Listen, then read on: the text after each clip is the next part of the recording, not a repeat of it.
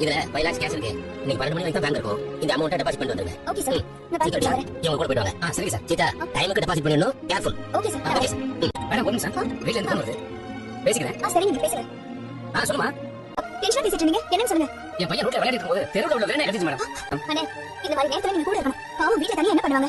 நீங்க போங்க முதல்ல போய் பையனை பாருங்க. வேணா பிரச்சனை ரொம்ப ஆபத்து. இல்ல மேடம். ரூல்ஸ் படி நீங்க பணம் கட்ட போகும்போது நான் கூட இருந்தாங்க மேடம். போய் பையனை பாருங்க. கையில காசு இருக்கா? இல்ல மேடம். புடிங்க இத வச்சுக்கோங்க. புடிங்க. Thanks madam. வரேன் மேடம். அண்ணே நீங்க ஆர்டர் எடுங்க. உங்க பணத்தை எடுத்து கொடுத்தீங்க பாருங்க. அதான் பாவண்ணே அவர் குழந்தை வேணா கழிச்சிட்டு மனசு கஷ்டப்பட்டு பாரு. ரொம்ப பயந்து போய் உங்க மனசுக்கு நீங்க செய்றீங்கம்மா. ஆனா மத்தவங்க எல்லாம் அவங்க வேலை அவங்க தான் பாப்பாங்கம்மா. ஆனா உங்க மனசுக்கு நீங்க ரொம்ப நல்லா இருக்கீங்கம்மா. மச்சான் யார வரணும்? நீ பாத்துக்கோங்க.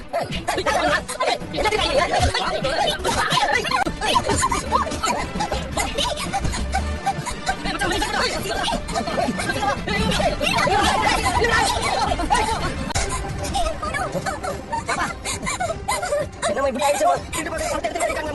சீதா என்னாச்சு? எதுக்கு அழுதுட்ட? சீதா என்ன சொல்லு? ஹாஸ்பிடல் பணத்தை பேங்க்ல கட்டலாம்னு கொண்டு போயிட்டு இருந்தாங்க மேடம். இவங்க தான் எடுத்துட்டு வந்தாங்க. ரெண்டு தேடங்க வந்து எங்க அடிச்சு போட்டு பணத்தை எடுத்துட்டு போயிட்டாங்க மேடம். இல்லையா? ஆமா மேடம். சீதா சீதா அழாத சீதா. சரி முதல்ல நிமிஷத்தை ஹாஸ்பிடல்ல சொல்லிட்டு போலீஸ்க்கு கம்ப்ளைண்ட் கொடுக்கலாம். வாங்க. மொத்த மனசை எடுத்துட்டு போறேன். நான் இப்படி ஆகும் நினைக்கிறேன் சார். மன்னிச்சிடுங்க சார். மன்னிப்பு கேட்டா போன 5 லட்சம் ரூபாய் திரும்ப வந்துமா? இதுக்கு மேல நீங்க ஒர்க் பண்ண முடியாது. வேலையை விட்டு உன்னை தூக்கிட்டோம். மரியாதையா கிளம்பி போயிரு. அதே மாதிரி உன்னால காணாம போன 5 லட்சம் ரூபாய் நீ தான் திருப்பி கொடுக்கணும். ரொம்ப நல்ல பொண்ணு சார். அந்த பணத்தை காப்பாத்துறதுக்கு எவ்வளவு போராட்டம் சார். முடியல சார். ரொம்ப அழுதுச்சு சார். வேலையை விட்டு அனுப்பிச்சிடாதீங்க சார். அவ இத்தனை நாள் கஷ்டப்பட்டு இங்க வேலை செஞ்சிருக்கா. அவ அப்படி செஞ்சிருப்பாங்க ஏன் கூட நீங்க யோசிச்சு பார்க்க மாட்டீங்களா? இவ இங்க வேலைக்கு சேர்ந்து முழுசா 1 வருஷம் கூட ஆகல. யார் எப்படி மாறுவான்னு யாருக்கு தெரியும்? இந்த 5 லட்சம் ரூபாய்க்கு யார் பொறுப்பு?